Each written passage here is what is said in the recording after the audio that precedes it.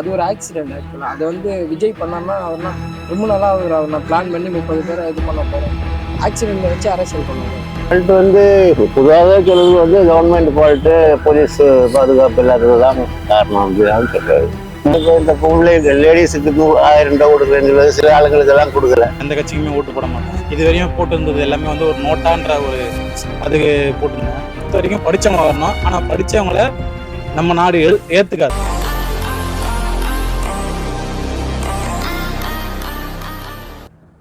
CM sir, உங்களுக்கு ஏதாவது இந்த பழி வாங்கணும் அப்படின்ற எண்ணம் ஏதாவது இருந்துச்சுன்னா என்ன வேணாலும் பண்ணுங்க. அவங்க மேலே கை வைக்காதீங்க. நான் ஒன்று வீட்டில் இருப்பேன், இல்லை நான் ஆஃபீஸில் இருப்பேன். எலெக்ஷனு 26 வரப்போகுது. விஜய் தீவிரமாக பிரச்சாரம் பண்ணுறதுல நேற்றுக்கு 26 பேர் இறந்தாங்க.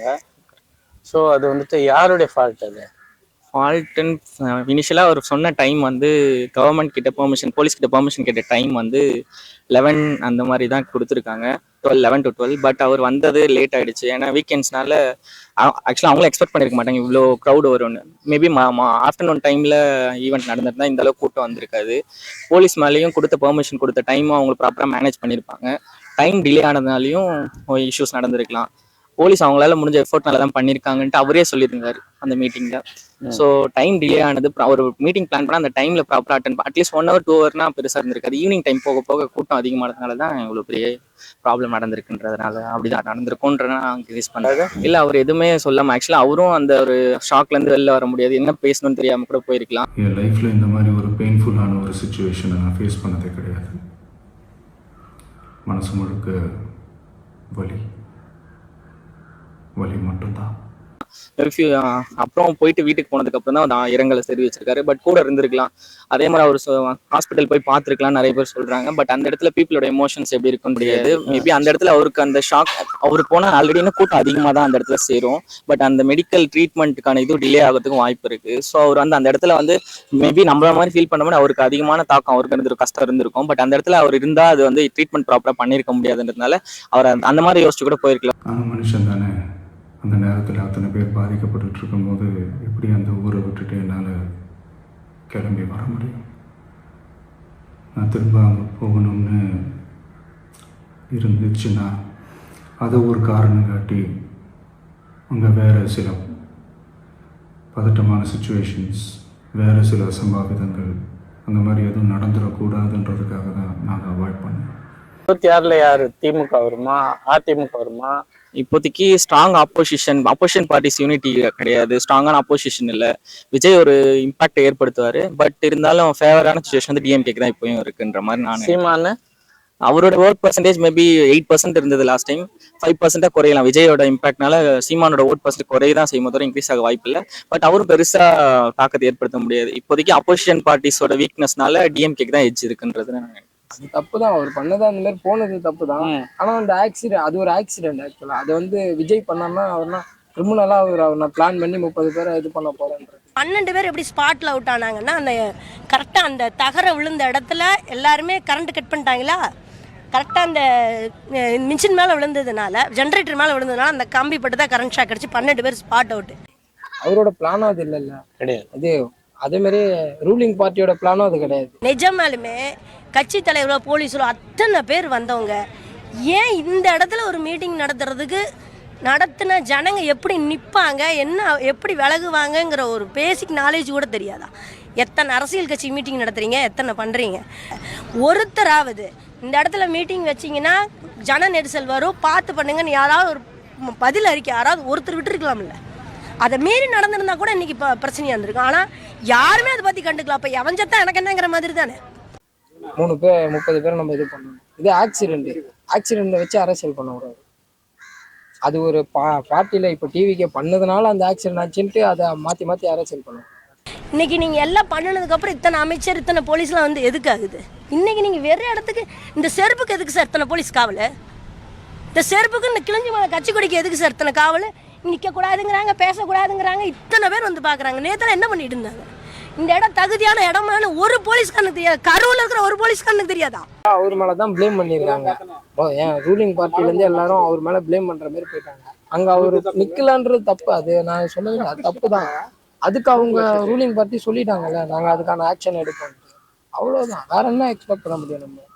இது அப்படி பாத்தீங்கன்னா அந்த ஒரு அது என்ன ஒரு கட்சி தான், ஏதோ உயிர் போற விஷயங்கள்லாம் கிடையாது. அதுக்கு எதுக்கு எல்லாம் குழந்தை குட்டின்னு கூப்பிட்டு ஃபால்ட் வந்து பொதுவாகவே சொல்றது வந்து கவர்மெண்ட் ஃபால்ட்டு, போலீஸ் பாதுகாப்பு இல்லாததுதான் காரணம் அப்படிதான் சொல்றாரு. கிட்டத்தட்ட ஒரு 5 மாவட்டத்துக்கு பிரச்சாரத்துக்கு போனோம். இந்த மாதிரி எதுவுமே நடக்கல. ஆனால் கரூரில் மட்டும் ஏன் இப்படி நடக்குது? மக்களுக்கு எல்லா உண்மையும் தெரியும். மக்கள் எல்லாத்தையும் பார்த்துக்கிட்டு இருக்கிறாங்க. கரூரை சேர்ந்த அந்த மக்கள் அந்த உண்மையெல்லாம் வெளியில் சொல்லும்போது எனக்கு கடவுளே நேரில் வந்து இறங்கி அந்த உண்மைகள்லாம் சொல்கிற மாதிரி எனக்கு தோணுச்சு. ஏன்னா அவர் எங்கே போனாலும் நிறைய கூட்டம் அலம் மோதுது. அது பார்க்கும்போது எல்லாருக்கும் கொஞ்சம் பயத்தோடு தான் இருக்காங்க. அதனால வந்து ஒரு மாற்றம் வரணும்னு தான் எல்லாரும் எதிர்பார்க்குறாங்க. ஏன்னா அவருக்கு அனுபவம் இல்லாட்டி கூட அவருக்கு செய்யணும்னு ஒரு மனசு இருக்கிற மாதிரி அவர் பேசுறாரு. அது எல்லாரும் விரும்புறாங்க. அதுதான். அப்போ வாய்ப்பு விஜய்க்கு வாய்ப்பு இருக்குன்னு தான் சொல்றேன். இருக்குன்னு தான் இப்போ நம்ம பொது அறிவில் அது எல்லாம் இப்போ எதுவுமே நம்ம தீர்மானம் பண்ண முடியாதுல்ல. போனது பூவும் அதே மாதிரி தான். என்ன ஒன்று, நானும் இந்த கட்சி சம்பந்தமாக கொஞ்சம் பழகினால தான். ஆனாலும் நம்ம குறிப்பிட்ட ஒரு கட்சின்னு இல்லை, யார் நல்லது செய்கிறாங்களோ அதுதான் நம்ம விரும்புவாங்க. ஏன்னா ஜனங்களுக்கு வந்து சொல்றது ஒன்று செய்யறது ஒரு மாதிரி இருக்கக்கூடாது இல்லை. இப்போ கருணாநிதி வந்தாரு, அடுத்து ஸ்டாலின் வர்றாரு, அடுத்து உதயநிதி வர்றாரு. வாரிசு அரசியல் நல்லதுன்றீங்களா? நல்லது இல்லைன்னு எல்லாருடைய நல்லது இல்லை, என்ன நல்லது இல்லை. ஆனாலும் ஜனங்களுக்கு அது தெரிய மாட்டேங்குது. ஃபர்ஸ்டே அப்படிதான் சொல்லிட்டு இருந்தது, ஸ்டாலின் கொடுக்குறேன்னு. ஸ்டாலின் வந்து ஓரளவுக்கு எல்லாம் பண்ணி நல்லதான் பண்ணேன். ஆனால் இப்போ இந்த பொம்பளை லேடிஸுக்கு 1000 ரூபா கொடுக்குறேன்னு சொல்லுவது, சில ஆளுங்களுக்கு எல்லாம் கொடுக்கல. ஆசாரி தொப்பு மதுரை பணத்துக்காக எழுதி போட்டிருந்தோம். அது மகளிர் தொகைக்காக எழுதி போட்டிருந்தோம். அது பணம் வரல. அதனால என்ன ஏதுன்னு இங்க வந்து கேட்கலாம்னு சொல்லி வந்திருக்கோம். இப்போ வர்ற எலெக்ஷன்ல யார் ஜெயிப்பாங்க, எந்த கட்சி ஜெயிப்போம் 26ல் அப்படின்னு நினைக்கிறீங்க? சார், நான் பேசிக்காக பார்த்தீங்கன்னா எந்த கட்சிக்குமே ஓட்டு போட மாட்டேன். இது வரையும் போட்டு இருந்தது எல்லாமே வந்து ஒரு நோட்டான்ற ஒரு அதுக்கு போட்டிருந்தேன். அது வந்து வேஸ்ட்டாக போகுது. என்னோட ஏரியாவில் பார்த்தீங்கன்னா நான் கடைசியாக ஓட்டு போட்டுறவர் பார்த்தீங்கன்னா அவர் MBBS படிச்சிருக்காரு, டாக்டர். அவருக்கு மொத்தமே 7 ஓட்டு தான் வந்திருக்கு. போட்டேன், ஒரு ஓட்டு ஒன்று போட்டேன். என்னை பொறுத்த வரைக்கும் படித்தவங்க வரணும். ஆனால் படித்தவங்கள நம்ம நாடு ஏற்றுக்காது. சம்பவம் நடந்தது யார் மேலே குற்றங்கிறத விட கவர்மெண்ட்டு மனுஷனை மதிக்கிறதே இல்லை சார். எந்த அரசியல் கட்சியும் மனுஷனை மதிக்கிறது இல்லை சார். நம்ம பார்த்து திருந்தினா தான் சார் ஆகும். திருப்பியெல்லாம் அடித்தோம்னா தான் யோசிச்சு கேள்வி கேட்டு படித்தவனை உட்கார வச்சு பண்பானவனை உட்கார வச்சு ஜனங்களை நேசிக்கிற ஒருத்தனை தலைவராக தேர்ந்தெடுக்காத வரைக்கும் நம்ம செத்துக்கிட்டே தான் சார் இருப்போம். அதே மூஞ்சி அதான் ஒரு படத்தில் சொல்லுவாங்க பிராண்டுன்ட்டு. அந்த பிராண்டை பார்த்து தான் மக்கள் ஓட்டு போடுவாங்க. மேபி மாற்றம் வந்தால் நல்லா தான் இருக்கும்.